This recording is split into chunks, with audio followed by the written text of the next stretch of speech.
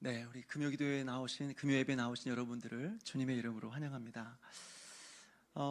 제가 오고 나서 금요 예배 때 첫째 주에 설교는 좀 짧았지만 기도의 시간이 길었습니다. 둘째 주에 설교도 길고 기도도 길었습니다. 제 마음속에 좀 걱정스러움이 있었습니다. 너무 늦게 끝나서 안 나오는 건 아닌가 다음에는 그런 좀 걱정이 있었는데, 그래도 이제 이게 사모하는 마음으로 기도의 자리에 나와서 정말 여러분들을 환영하고 또 축복합니다. 네, 우리 함께 좀 먼저 기도하고 시작할 텐데요. 먼저 본문 말씀을 읽고 좀 기도하도록 하겠습니다. 사무엘상 1장 1절에서 15절 말씀입니다. 사무엘상 1장 1절에서 15절입니다.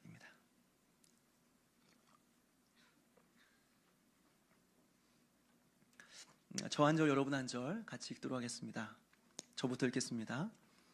에브라임 산지 라마다임 소빔에 에브라임 사람 엘가나라 하는 사람이 있었으니 그는 여로보암의 아들이요 엘리후의 손자요 도우의 증손이요 숲의 현손이더라.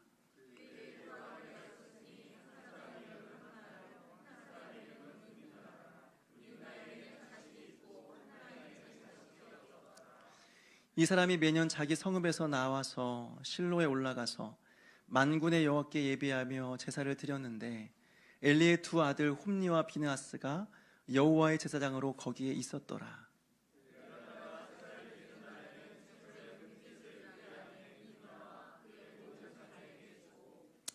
한나에게는 갑절을 주니 이는 그를 사랑함이라. 그러나 여호와께서 그에게 임신하지 못하게 하시니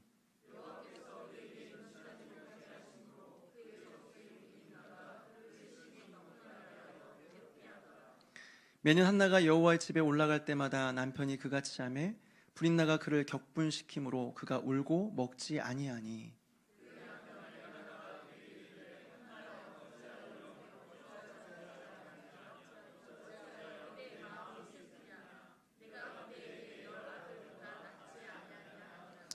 그들이 실로에서 먹고 마신 후에 한나가 일어나니 그때 제사장 엘리는 여호와의 전 문설주 곁 의자에 앉아 있었더라.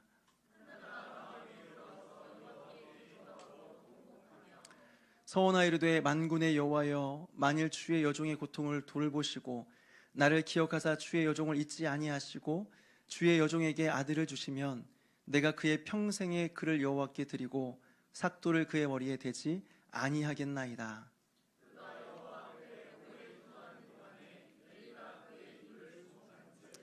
한나가 속으로 말하며 입술만 움직이고 음성은 들리지 아니하므로 엘리는 그가 취한 줄로 생각한지라.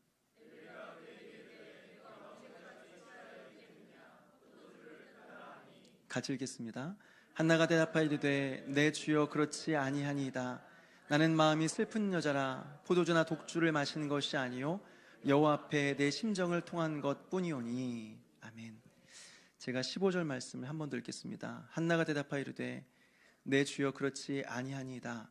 나는 마음이 슬픈 여자라 포도주나 독주를 마시는 것이 아니요 여호와 앞에 내 심정을 통한 것뿐이오니. 아멘. 한번 같이 기도하겠습니다. 하나님 아버지, 하나님께서 오늘 또 이 밤에 우리를 부르시고 또 말씀 앞에 우리를 서게 해 주심을 감사드립니다. 우리의 의지로 주 앞에 나온 것이 아니라 하나님께서 우리를 초청하여 주셔서 이 예배 가운데 우리를 불러주셔서 우리가 이 자리에 있음을 고백합니다. 하나님께서 한 사람도 그저 왔다 그저 간 일이 없도록 주여 인도하여 주시고 하나님 말씀의 은혜를 받고 또 열렬하게 함께 기도하는 가운데 우리의 영혼이 회복되어지고 또 이 교회가 회복되며 생명으로 충만케 되어지는 놀라운 역사가 일어날 수 있도록 도와주시옵소서. 감사를 드리옵고 예수님의 이름으로 기도합니다. 아멘. 오늘 우리가 함께 읽은 사무엘상 1장은요 한 여인의 그 불임 사건으로 시작이 됩니다. 한 여인이 이제 불임 때문에 아이를 임신하지 못하고 그것 때문에 하나님 앞에 간절히 기도하였고 또 그 기도로 인하여서 아이를 갖게 되었다고 하는 그런 내용입니다. 왜 사무엘상을 시작하면서 한 성경을 시작하면서 어떤 더 좋은 내용이나 아니면 어떤 웅장한 내용이나 어떤 역사적인 서술로 시작되지 않고 한 가정의 이야기, 한 여인의 이야기, 특별히 한 여인의 불임 사건으로 시작을 할까요? 그리고 왜 성경에는 이러한 불임 이야기가 많이 나올까요? 성경에 보게 되면 이 한나뿐만 아니라 사라도 그랬고 리브가도 그랬고 라헬도 그랬고 세례 요한의 어머니인 엘리사벳도 그랬습니다. 이렇게 불임했다고 하는 내용들이 굉장히 많이 나오는 거죠. 왜 그럴까요? 하나님께서는 이 내용들을 통해서 이스라엘의 영적인 상태를 보여주고 싶었던 겁니다. 영적으로 불임 상태를 보여주고 싶었던 것이죠. 열매가 없습니다.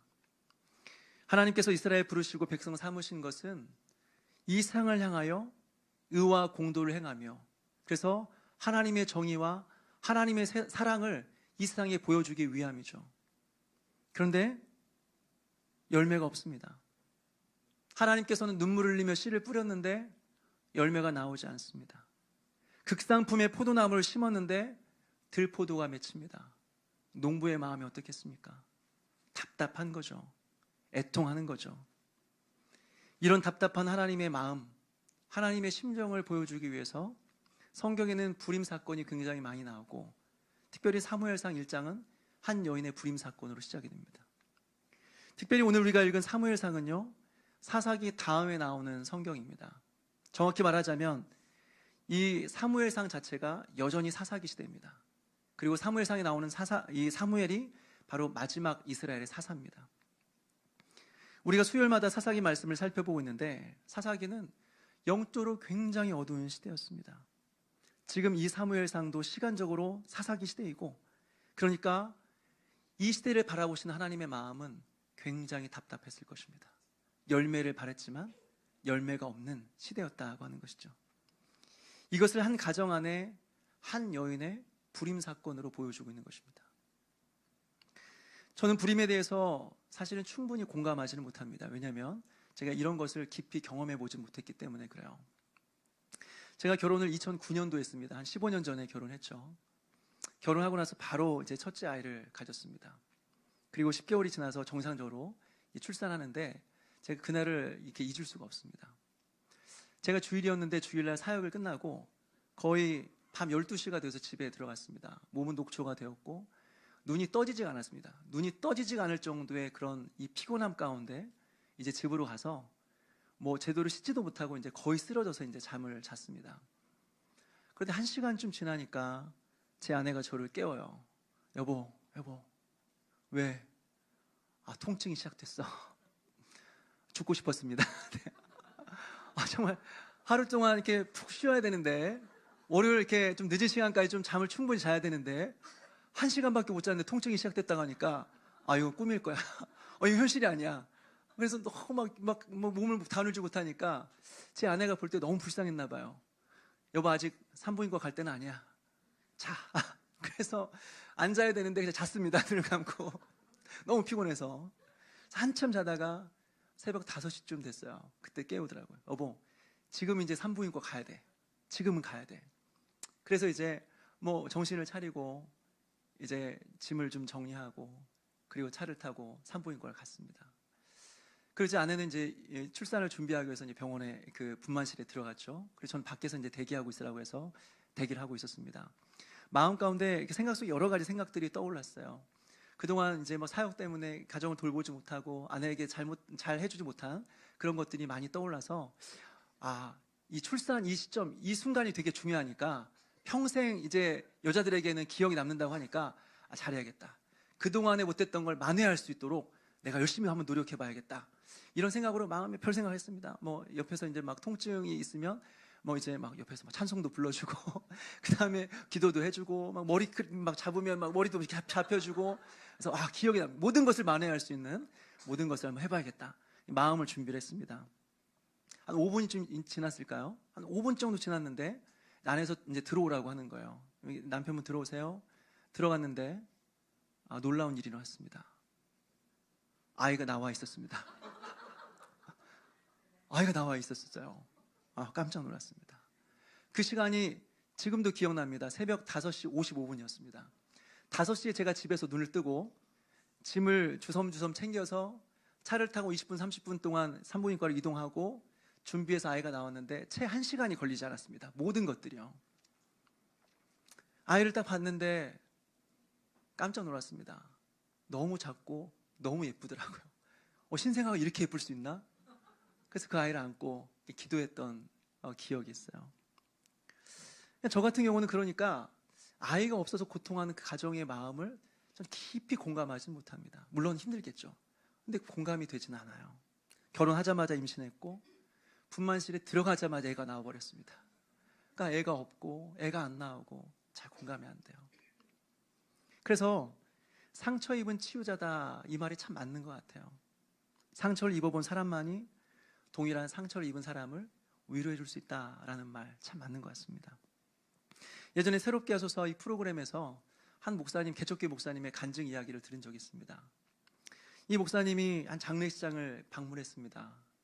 그리고 이 유가족 형제를 끌어안으면서 이렇게 말했습니다.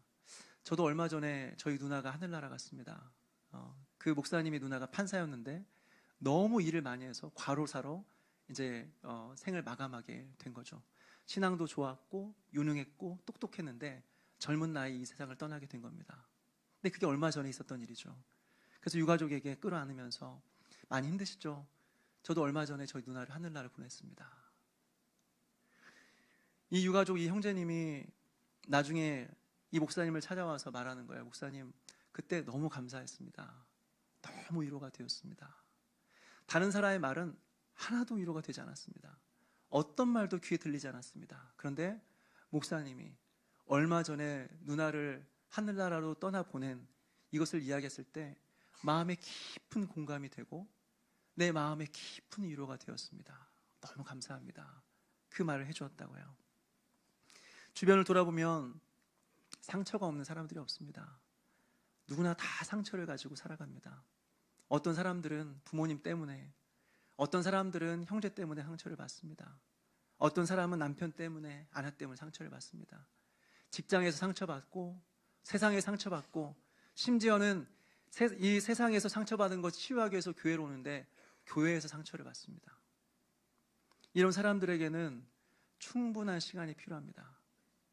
막 그냥 무슨 예수 믿는 사람이 무슨 상처받냐, 기도하고 다 해결해야지 뭐하고 앉아있냐, 이렇게 정죄하면 안 됩니다. 상처받은 사람은요 충분히 회복할 시간이 필요한 겁니다. 그런데 여러분, 그럼에도 불구하고 우리가 그 상처에 평생 매여 살아간다고 한다면, 그 상처를 잊지 못하고 평생 그 상처 때문에 살아간다고 한다면 그것은 자신의 인생에 대한 예의가 아니다고 하는 것이죠. 여러분, 상처받으면요 모든 것이 다 삐뚤어져 보입니다. 다 삐뚤어져 보입니다. 제대로 보이는 게 없습니다. 사람을 볼 때도 사람이 나를 보고 웃으면 비웃는 것 같습니다. 누군가 나에게 좋은 말을 해주면 다 나를 비꼬는 것 같고 정죄하는 것 같고 비난하는 것처럼 들립니다. 정상적으로 보이지 않습니다. 다 꼬아져 보이고 비뚤어져 보이는 겁니다. 이렇게 평생을 살아간다면 너무나 불행한 인생 아니겠습니까? 하나님께서는 그런 인생 살라고 우리에게 상처를 허락하신 것이 아닙니다. 하나님께서 우리에게 상처를 주신 것은, 상처를 허락하신 것은 동일한 어려운 상처를 받는 사람들에게 찾아가서 그들을 위로해주고 격려해주라는 거죠. 그러니까 상처에도 사명이 있는 것입니다.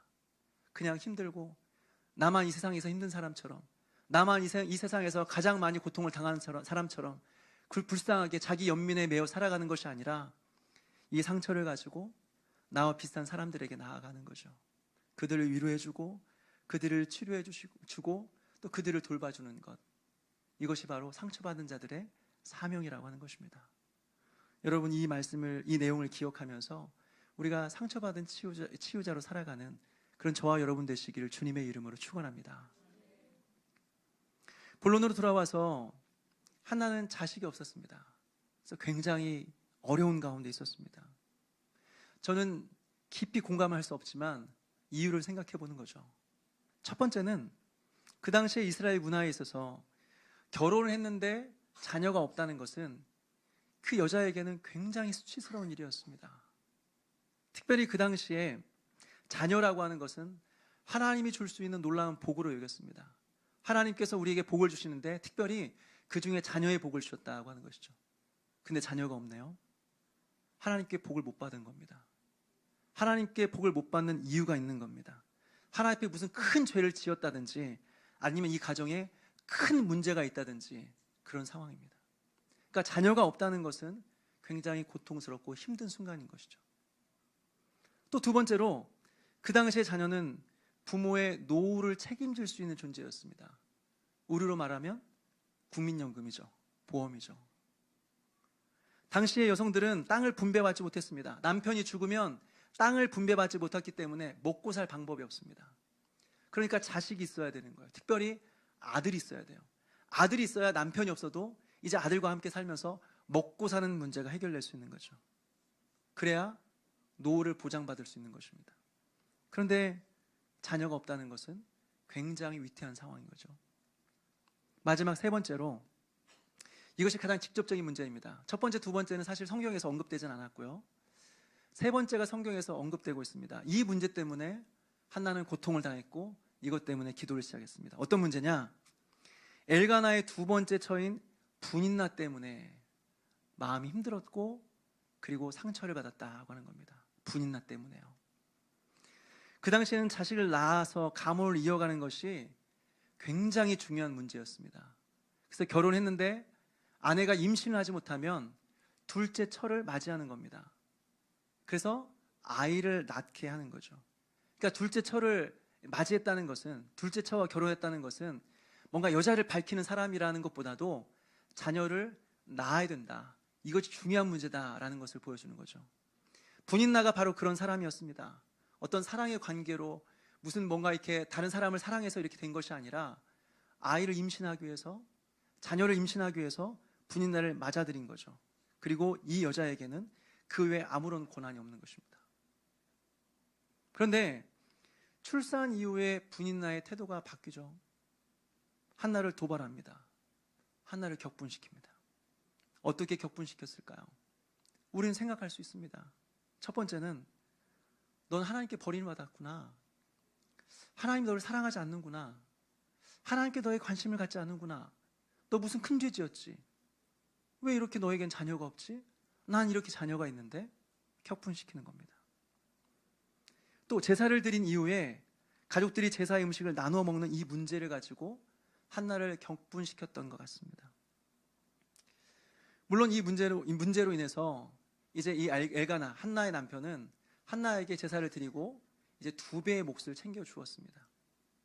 그런데 분인나는 어떨까요? 2배를 받지는 않았습니다. 그런데 분인나에게는 자녀가 있다는 사실을 기억할 필요가 있습니다. 특별히 2절을 보게 되면 분인나에게는 자식이 있고 한나에겐 자식이 없었더라 라고 되어 있는데요. 자식이 있고 자식이 없었더라 해서 이 자식은요, 단수가 아니라 복수입니다. 분인나에게 자녀가 최소 2명 이상이 있는 거예요. 그러니까 한나가 2배를 받았다고 할지라도 분인나는 최소한 3명의 목 이상을 챙겼다고 하는 거죠. 이것을 가지고 한나를 격분시켰습니다. 나는 이렇게 많이 받았는데 너는 뭐 남편의 사랑받았지만 몫은 2몫밖에 못 받았구나. 이런 내용으로 격분시켰던 것 같아요. 해마다 제사를 드릴 때마다 이런 일이 있었다고 하니까 아마 이런 이유일 가능성이 굉장히 높습니다. 이것 때문에 한나의 마음이 매우 상했습니다. 그리고 이것 때문에 한나는 하나님 앞에 기도하기 시작했습니다. 여기서 우리는 기도에 대한 3가지 정도를 우리가 생각해 볼 수 있을 것 같은데요. 첫 번째는 개인의 문제가 기도로 이어진다고 하는 것입니다. 개인의 문제가 기도로 이어진다고 하는 것이죠. 가정을 신방하다 보면요, 가정마다 문제가 없는 가정이 없다는 사실을 깨닫게 됩니다. 어쩐 집에 가보면 참 이분은 직업도 좋아요. 그리고 정말 부유합니다. 경제적으로 어려움이 없습니다. 자녀들도 뭐 신앙적으로 신앙도 좋고 그리고 좋은 그런 학교 나와서 좋은 직장도 가고 문제 없어 보여. 그러면 말합니다. 집사님은 참 좋겠어요. 집사님 참 걱정 없겠어요. 참 좋겠습니다. 라고 말하면 꼭 한마디씩 하는 말이, 목사님 참 감사하죠. 너무 감사합니다. 부족함이 없습니다. 사실 그런데 사실은 하면서 자신의 어려운 이야기를 꺼냅니다. 깜짝 놀랄 만한 이야기를 한 가지씩 꺼내게 되죠. 그것 하나만 없으면 참 완벽한 인생일 텐데, 그 문제만 없으면 진짜 행복한 인생일 텐데 하나님은 꼭 하나를 남겨놓으시더라고요. 꼭 한 가지 부족한 거, 꼭 한 가지 문제를 남겨놓으시더라고요. 왜 그럴까요? 안 그러면 우리가 하나님을 떠나니까. 안 그러면 우리가 하나님을 버릴 것을 하나님 너무나 잘 알고 계시니까 그렇습니다. 우린 절대로 평안할 때 하나님을 의지하지 않습니다. 평안하면 우린 타락합니다. 문제 없으면 하나님 의지하지 않습니다. 다윗을 보십시오. 다윗이 언제 넘어졌습니까? 언제 타락했습니까? 바쁘고 분주할 때입니까? 하나님 앞에 충성스럽게 일할 때였습니까? 아니에요. 부하들을 전쟁터에 다 보내놓고 할 일이 없는 거예요. 할 일이 없으니까 왔다 갔다 하다가 지붕이나 한번 올라가 볼까? 지붕 위로 올라가서 왔다 갔다 할 일 없이 하는 거죠. 그런데 목욕하는 한 여인이 보이네요. 그 여인이 그날만 목욕했을까요? 아니에요. 할 일 없이 왔다 갔다 하니까 이것저것 보이기 시작하는 겁니다. 그러면서 타락하게 되는 거죠. 평안하니까 타락한 겁니다. 진짜 은혜는요, 문제가 없는 것이 아니라, 부족함이 없는 것이 은혜가 아니라, 문제가 있어서 그 문제 때문에 하나님을 의지할 수 있는 것이 은혜입니다. 그러니 우리가 문제를 주신 하나님께 감사했으면 좋겠어요. 그리고 그 문제 가운데 있을 때 문제보다 크신 하나님을 바라보며 하나님을 의지할 수 있는 그런 저와 여러분 되시기를 주님의 이름으로 축원합니다. 둘째로, 지극히 개인적이고 인간적인 문제도 기도하면 유익이 되더라 라고 하는 것이죠. 지극히 개인적이고 인간적인 문제도 기도하면 유익이 된다고 하는 것입니다. 생각해 보십시오. 한나의 기도가 좀 엄청나게 거룩하고 엄청나게 대단한 기도가 아니었습니다. 사사기 시대를 마치고 새로운 시대가 도래하는 가운데 무슨 민족을 위한 기도, 하나님 나라를 위한 기도, 백성을 대신하는 그런 회개의 기도, 이스라엘의 회복을 위한 기도, 이런 어마어마한 기도 제목을 가지고 기도하는 것이 아니었습니다. 단지 자식이 없다고 하는 분인나 그 여자 때문에 마음이 상한 거예요. 너무 서럽고 너무 기분 나빠서, 하나님 나도 자식 주십시오. 나도. 왜 쟤만 줍니까? 왜 쟤만 있습니까? 나도 좀 자식 주십시오. 그런 기도였습니다. 지극히 개인적이고 지극히 사적이고 어떻게 보면 이기적인 기도였습니다. 그런데 하나님은 이 기도를 사용하십니다. 개인적인 기도로 시작했지만 하나님께서는 이 기도를 들으시고 놀라운 일을 행하시죠. 그 기도를 통해 하나님께서는 사무엘을 그 땅에 보내시고, 사무엘을 통하여서 막혔던 하늘의 문이 열리고, 그 멈추었던 하나님의 음성이 이스라엘에 다시 들리기 시작했다고 하는 것이죠. 그리고 그를 통하여서 이스라엘의 가장 위대한 왕 다윗이 세워졌다고 하는 것입니다. 하나님께서는 우리의 지극히 개인적이고 지극히 사적인 기도라도 하나님께서는 기도하면 하나님께서는 그 기도를 사용하신다고 하는 것이죠. 그리고 그 기도를 유익하게 만든다고 하는 것입니다. 또 세 번째는 간절함과 절박함이 열렬한 기도로 나아가게 만들었다고 하는 것입니다. 한나는 지금 자식이 없는 상황이 너무 속상하고 너무 안타까웠습니다. 그래서 간절한 마음으로 하나님 앞에 기도했습니다. 얼마나 간절하게 기도했는지 엘리가 보더니 쟤 술 취했네, 술 먹고 기도하네, 그렇게 착각할 정도로 기도했어요. 엘리가 말합니다. 내가 언제까지 취하 있겠느냐, 포도주를 끊어라. 그러니까 한나가 하는 말이, 내 주여 그렇지 않습니다. 내가 술을 마신 것이 아닙니다. 포도주나 독주를 마신 것이 아닙니다. 내 마음이 너무 슬퍼서 그렇습니다. 내 마음이 너무 간절해서 그렇습니다. 그러면서 술 취한 사람처럼 하나님 앞에 기도하는 거죠. 간절함과 절박함이 열렬한 기도로 이어지게 되었다고 하는 것입니다. 이것이 왜 중요한지 다음 주 여러분들과 함께 살펴볼 계획입니다.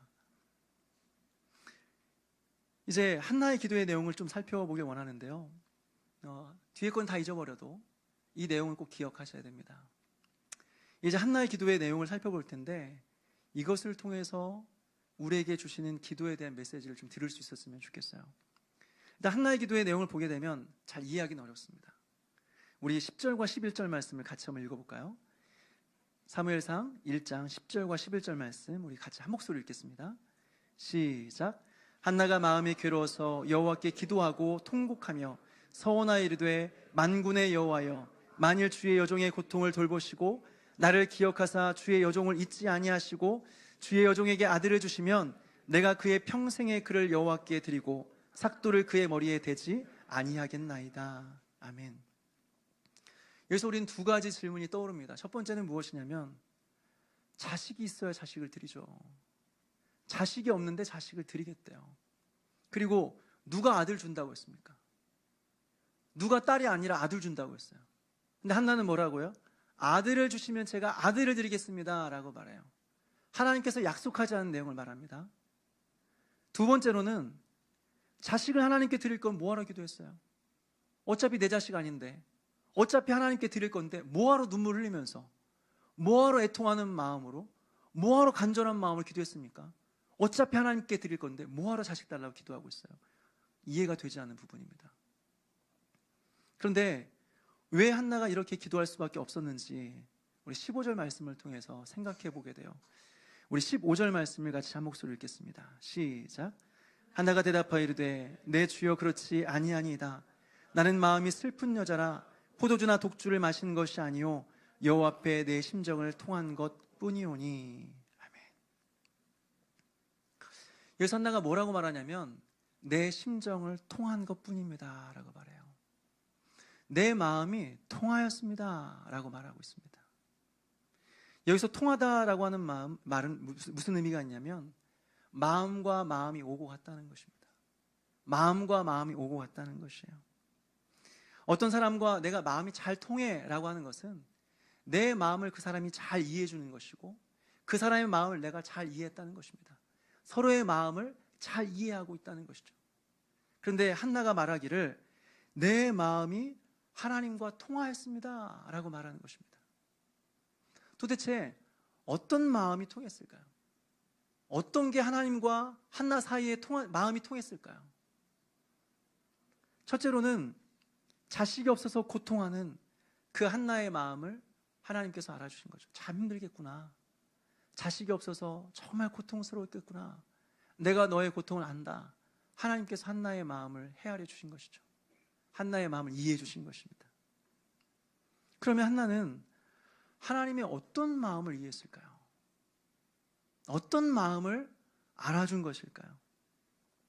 지금 이 시대가 사사시대라고 했습니다.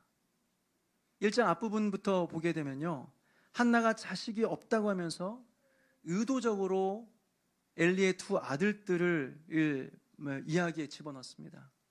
3절 말씀 같이 한번 읽어볼까요? 3절, 사무엘상 1장 3절입니다. 시작.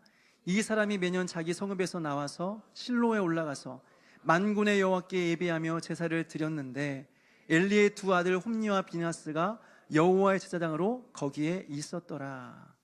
네, 엘리의 두 아들 홈니와 비나스가 여호와의 제사장으로 거기에 있었더라 라고 말하고 있습니다.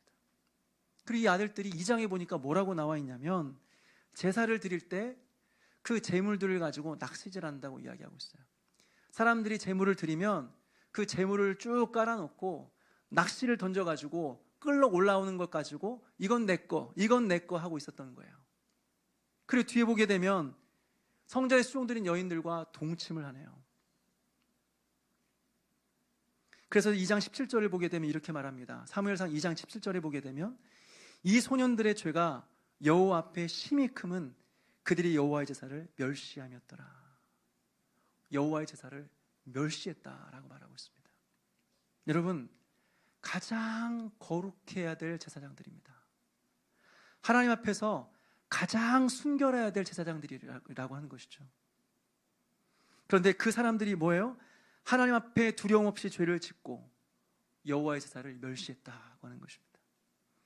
이스라엘 백성들이 다 타락해도, 이스라엘 백성들이 다 죄를 지어도 그들만큼은 범죄하지 않고 하나님 앞에 깨어서 거룩함을 유지하며 하나님의 마음을 구해야 되는데 그들마저도 타락해버린 것입니다.